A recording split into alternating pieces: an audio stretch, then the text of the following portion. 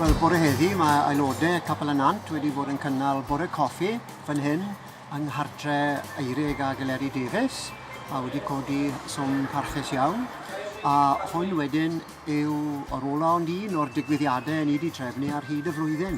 Ni wedi cynnal noson gomedi gyda Noel James, y digrifwr a'i ffrindiau. Noson Gwyl Ddewi gyda Parti'r Efail. Cyswn ni gyngerdd Brethyn Cartre ac aelodau'r capel i gyd yn cymryd rhan. Noson Nadolig arferol gyda'r cwiz a carolau. A hefyd, ar hyd y flwyddyn, mae'r casgliad rydd yn y capel wedi mynd at yr apel hefyd ac ni wedi clywed heddi bod yn cyfraniad ni fel eglwys wedi croesi'r tair mil. Ac yn ei ddiolchgar i ymdrech gan aelodau i gyd.